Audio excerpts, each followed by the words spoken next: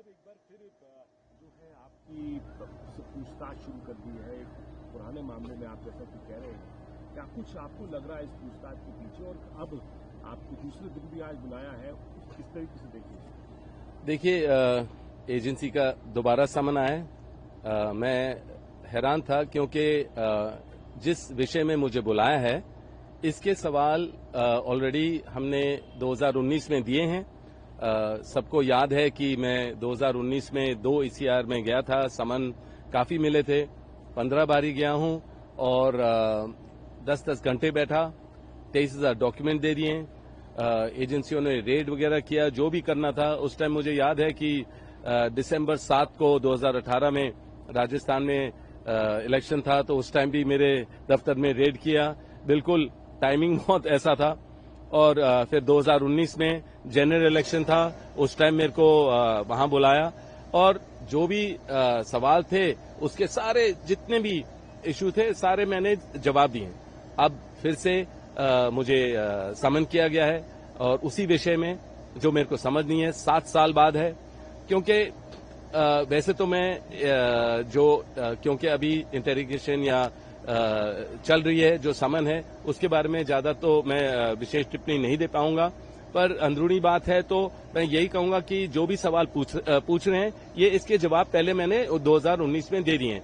जो चाहे अगर एजेंसी के लोगों ने, जो भी आईओ ऑफिसर है, अगर उन्होंने मना भी किया कि हमने ये सवाल नहीं पूछे, तो मैंने अपनी स्टेटमेंट 2019 की निकलवाई और उनके सामने मैंने दिखाया कि यही सवाल जो भी ये विषय में आपने बुलाया इसके सवाल ऑलरेडी हो चुके हैं। तो वो खुद हैरान थे और मैं यही कहूंगा कि एजेंसियों का दुरुपयोग हो रहा है।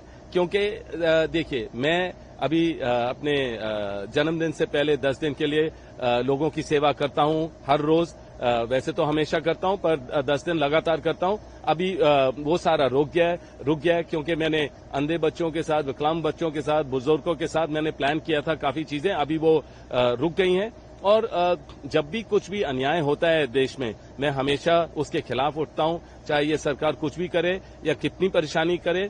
तो मुझे हमेशा लगा है कि जब मैं लोगों की आवाज बुलंद करता हूं, जो अन्याय हो रहा है उसके बारे में जिक्र करता हूं, या खुद अगर मेरी कोई भी इच्छा होती है या लोगों की इच्छा होती है कि मैं सक्रिय राजनीति में आऊं, तो उस समय भी एजेंसियों का दुरुपयोग होगा, हमें परेशान किया जाएगा।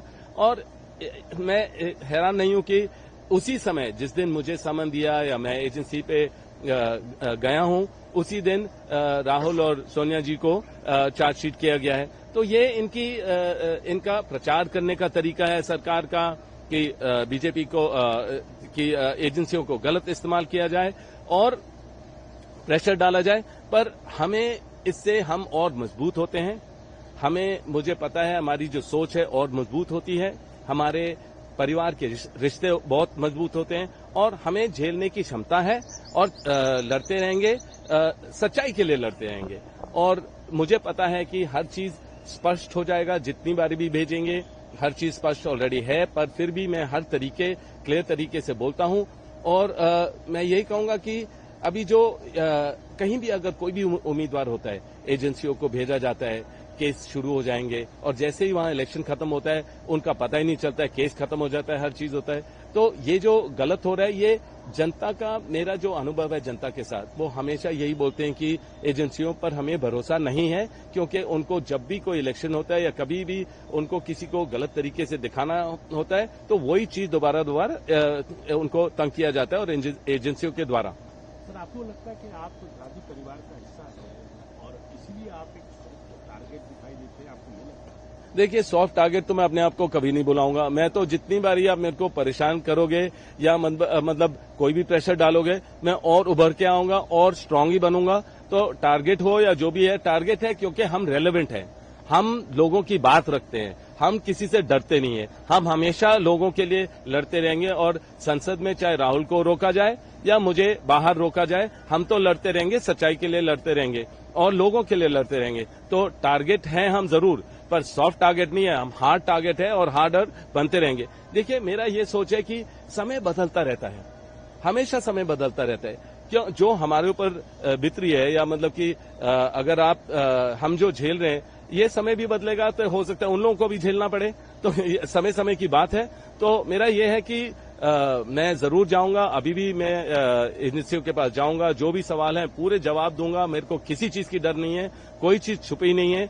आपको जब इसकी कार्रवाई हुई थी हरियाणा में और वहां के जो भी एडमिनिस्ट्रेशन है उन्होंने पूरी कार्रवाई की, उन्होंने देखा कि कोई भी रॉन्ग डूइंग नहीं थी और एडमिनिस्ट्रेशन ने पूरा देखा। और आप देखेंगे कि खट्टर जी ने खुद मुझे क्लीन चिट दिए हैं इसी विषय में, जिस विषय में बात कर रहा हूं वहां से ऑलरेडी क्लीन चिट 2 बारी मिल चुका है।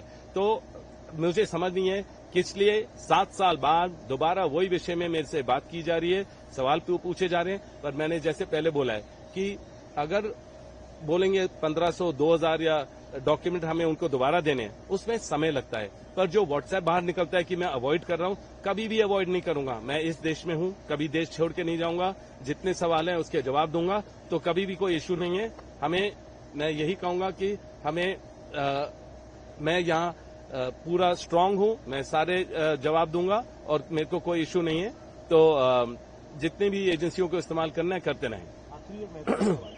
क्योंकि राहुल जी आपकी कांग्रेस पार्टी कह रही है कि राहुल गांधी ने जिस मिशन गुजरात की बात करी, एनआईसीटी का अधिवेशन वहां किया और उसके बाद ही जो है पहले नेशनल हेराल्ड की प्रॉपर्टी अटैच होती है, जब्ती की बात होती है, उसका चार्जशीट के अंदर अब दूसरा जो मामला पीएमएलए का भी हो जाता है। पूरी उसी कार्रवाई से दोबारा अब सोनिया गांधी और राहुल गांधी को गुजरना पड़ेगा। उसको भी कुछ आप कर सकते हैं। जब भी हम लोगों के लिए बात करेंगे या प्रगति की बात करेंगे या एकजुट होने की बात करेंगे या जो गलत हो रहा है उसके बारे में हम लड़ते रहेंगे, कहीं भी गुजरात हो या साउथ में हो या कहीं भी हो, मणिपुर, उसके बारे में कोई जिक्र नहीं होती है।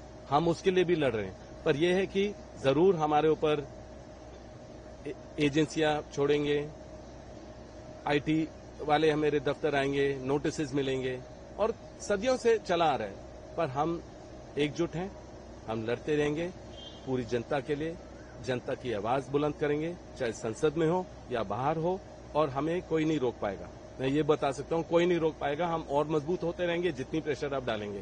तो मैं जितने भी सवाल पूछे जाएंगे, जितने भी सामान आएंगे, मैं जवाब दूंगा, पूरी मजबूती से जवाब दूंगा। सोनिया जी से बात हुई जब कल इस तरीके की बातें हुई उसके बाद से? नहीं, सोनिया जी राहुल से भी बात हुई है, पर उन्होंने बस यही बोला कि आपको पता है ये गलत हो रहा है और बस स्ट्रांग रहिए, मजबूत रहिए और अपने जवाब जो हैं सारे दीजिए और हम आपके साथ हैं।